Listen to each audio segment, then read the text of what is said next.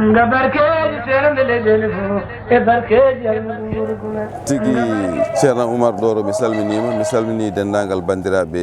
daroɓe ayaw men Winndere-tv to ɓe mbawi wonde e jokina e windere nde foof en beltorima waɗate ñalawma hannde e oɗote nokku tedduɗo manda ko nokku dewirɗo Allah woni Daka Madina Gounass gam haalde jeeyaɗo Allah moƴƴo o hon Cheikh Sourajuddin Selaji Mouhammad Saydou nde tawno haaldemo ene jogui heewi fayidaji an kaalowo o ma ɓeydo hen nanɗo heɗori saabu Allah o ma ɓeydo hen nde tawno kanko banggueji makko foof ko ɓeydare fewde Allah subahanahu wa taala ko ɗum Allah addirimo ha julɓe windere nde foof naftoroma gartiren tan seeɗa ko Holi oɗo jeeyaɗo Allah hayso tawi hande o kam humpani yimɓeɓe Holi kanko mbiɗen kanko jibina ko wiyete cikkitti baba makko wiyete ko Thierno Saydou Alpha kañum immi koto biyete Neere ari tacci gam abbade Cheikh Moussa Camara gam dartude mum gandal tawi on ne woni ɗo wiyete cikkitti o tawi on ɗon o hoddi e mum ɗon eywa Allah waɗi o dañi ɗon korɗo Allah ene wiye sokhna Hawli mo ganduɗa ko miñum joom suudu Cheikh Moussa Camara ene wiye sokhna Hawwa ko on itti keynum tottimo saabu hoolare e guidgol ko on sokhna Hawli noon woni jinnaɗo mum Selaji Mouhammad Saydou mo ganduɗa ko on hande woni temde jour walla mo ganduɗa hande aduna o ko foof ko kañum waɗi soccorgal saabu ɗeɗo to golle payodinde kanko Thierno Saydou Alpha o mbiɗen o jeeya ko Neere kono kanko Mama Hawli o jeeya ko ɗon e cikkitti o jeeya ko e suudu laamotoɓe walla lawakoɓe e nder wuuro cikkitti e diwan yirlaɓe wadde ko girlajo o lombi kanko ceernajo o ko hakkude bosoyaɓe e yirlaɓe to banggue gorol ko bosoyajo to banggue dewol ko girlajo kanko ceerno Selaji Mouhammad Saydou taala anhu o naati jangde ɗon ɗo ganguel ɗo e juuɗe kaw makko tawi ko on adi jangguindemo alqouranel karim o yimmima ɗon o waɗi trace e ñobbat tan o waɗi trace e nokkuji kewɗi gam yiilade gandal o yeehi hen ko wayno Mbagne o yeehi ko wayno Dabbe o yeehi Ɓoki Diawe o yeehi Guijilon to ceerno Yero Bal mo ganduɗa ko ɓuuri mantinade e ko jiɗɗen haalde ko foof ko souvenir hakkude makko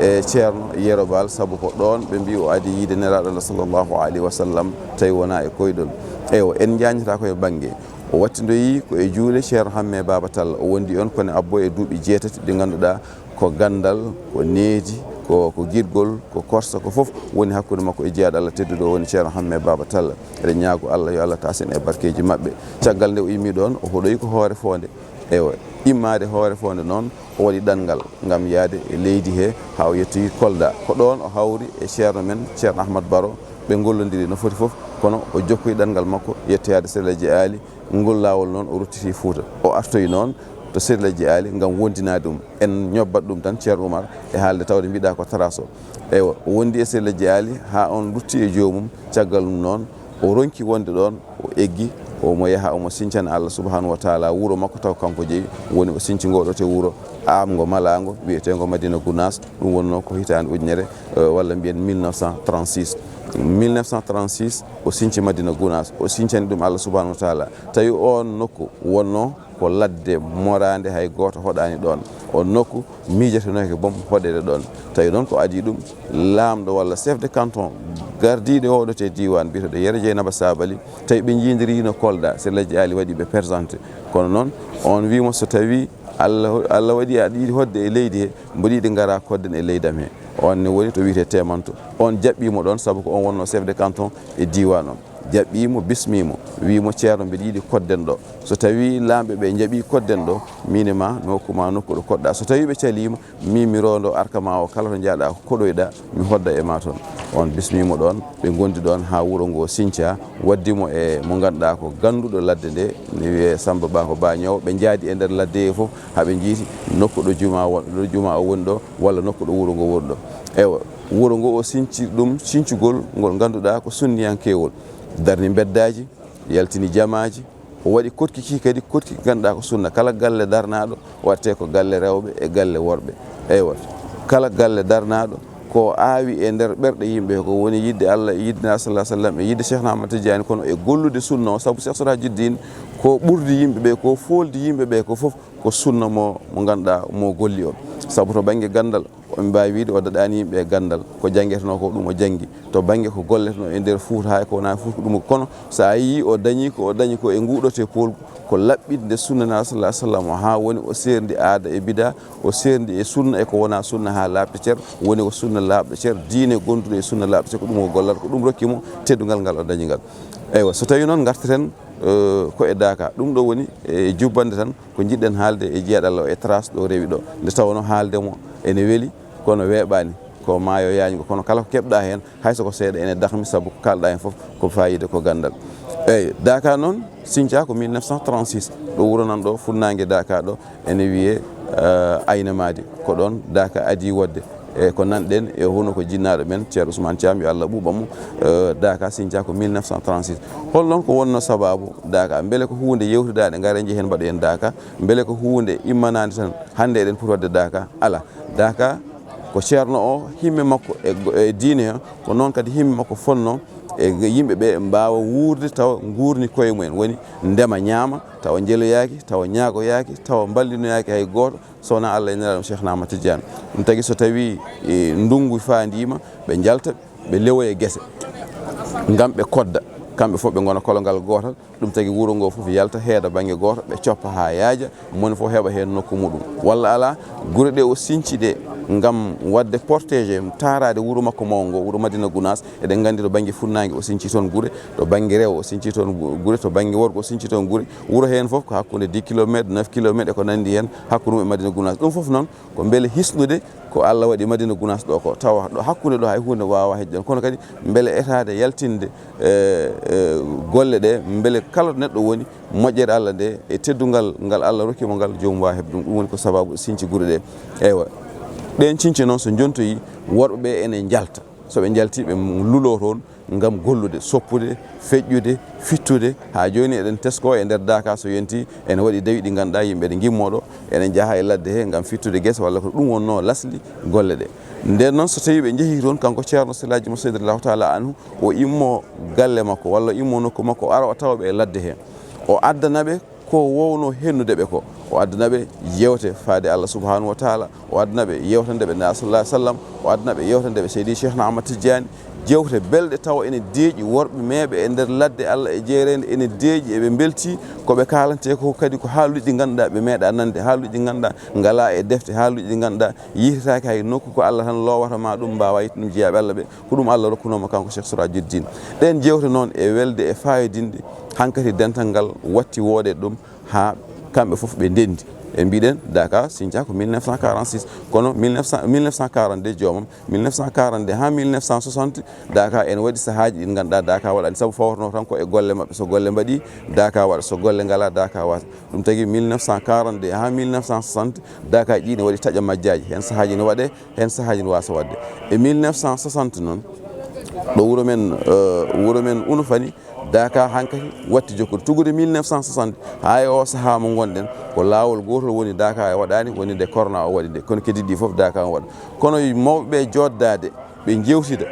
gaare ñaagoɗen ceerno nde ɗo hunde nde ganduɗa ko hunde alliyankore nde ɗo hunde nde ganduɗa fayru neɗɗo wawa qimade ɗum hankkadi hayso golle mbaɗani ñaagoɗen ceerno e kala hitande watta wadde kamɓe mawɓeɓe ɓe ndendi ɓe ñaagui ɗum wonno ko en 1963 ɓe ñaagui ceerno ɓe ndendi ɓe kaldi wonde ɓe pelliti ñagade ceerno ɓe desdi konngol mabɓe ceerno Aliou Sali mo ganduɗa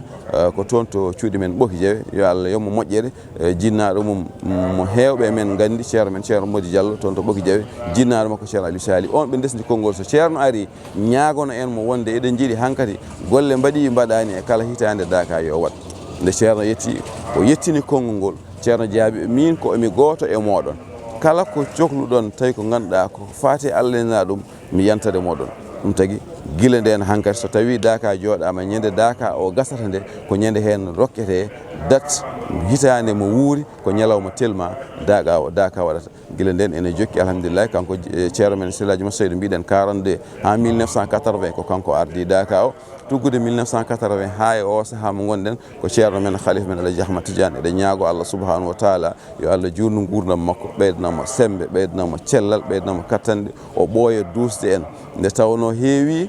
jiyaɗo Allah mo Allah rokki gueɗal tawa gueɗal ngal koye makko haati Silaji mo Saydou nde Allah rokkimo nde rokkimo ko ha heewi eywa Allah rokkimo o golli golle ɗe ganduɗa ene keddi ha hande mayani majjani Allah rokkimo o dani lomto mo ganduɗa kala ɗo yaɓɓuno felo makko ɓeytu ustani kala ko golluno ɓeytu ustani guila 1980 ha ɗo gonɗen ɗo Daka ko e yaadu yeeso woni Daka ko e yaadu ɓeydare woni ɓeydaade to baŋnge Allah ɓeydaade to baŋnge nabi sallallahu alaihi wasallam ɓeydaade baŋnge Cheikh Ahmad Tidiane ɓeydaade hay baŋnge aduna sabu Daka wona ni wano to baŋnge environnement o wona ni taari ndi wano wona ni kurki wano wadde eɗen ji eɗe ɓeydi baŋngeji fof no eɗen ñaago Allah subhanahu wa taala kanko ceerno men Khalifa Ahmad Tidiane Ba e miñiraɓe makko e goldiɓe makko nde Allah junnata en guuramejo maɓɓe ɓeyde cellal ɓeyde sembe mawɗo Oumar Doro mi anda so tawi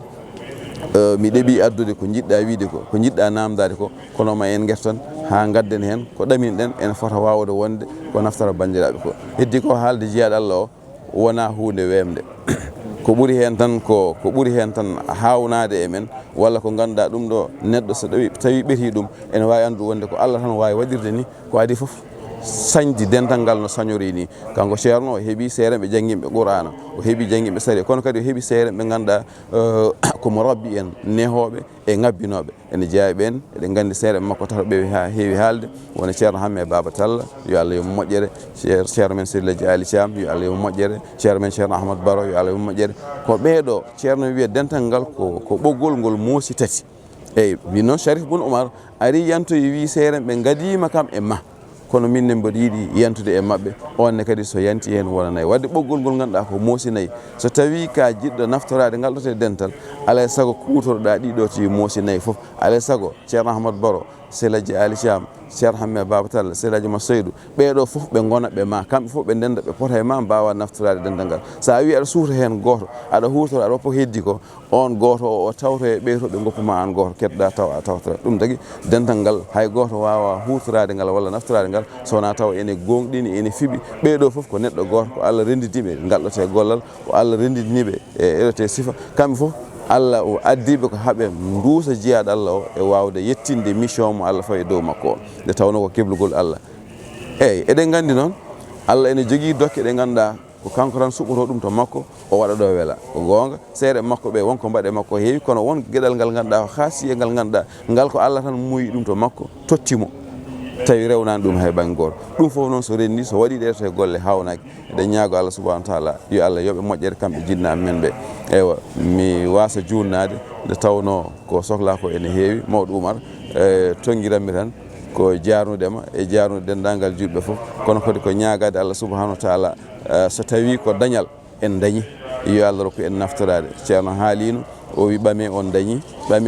ko wino ɓame en dañi ko subaka foof ñalawma foof waktu foof heure foof enen foof eɗen jiira guite men wonde ko wino yen ɓam ko to banggue gandal o wino gueɗe tati jalti dental ngal ceerno Oumar ɗum ene funŋini ha laaɓi hande o wino majjere yalti dental ngal hande Allah waɗi kala mo jiiɗa e ɓesgu dental e ko gando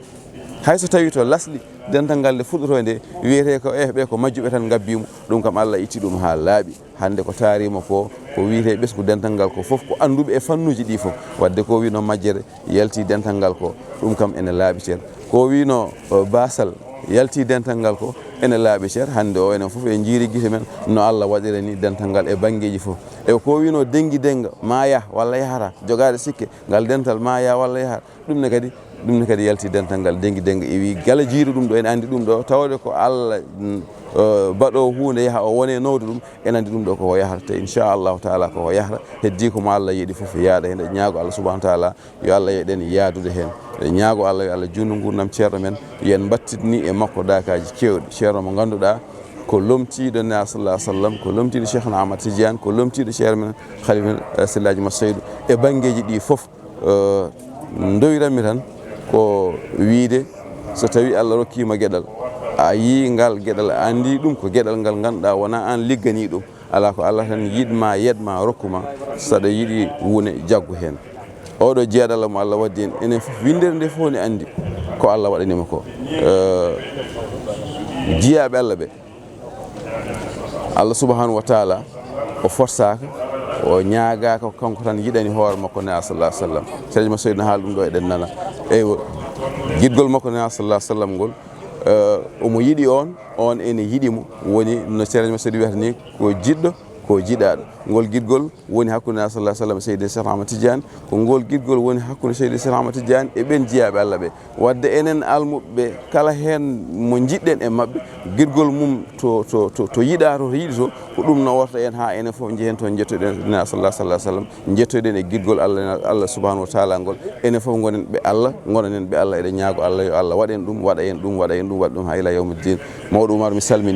salmini dendagal yeeɓiyankoɓe Winndere-tv haala ka kala hen ko rewi Allah feewi en jetti Allah ko Allah subhanahu wa taala moƴƴo mawɗo o kanko waɗi ɗum kala hen ko oñi ko min guel e loore e famɗude gandal e ñaagui bandiraɓe yaafuy anni o noon ko yidde weltinde yidde findinde yidde jertinde yidde wallidde ko yowiti e alhaali Daka eɗen ñaago Allah yo battinni dakaji kewɗi taw ene gondi e ɓeydade nga barkeji seerande leyɗele fo e barkeji almuɗum gunas nga barkeji seerande leyɗele fo e barkeji almuɗum gunas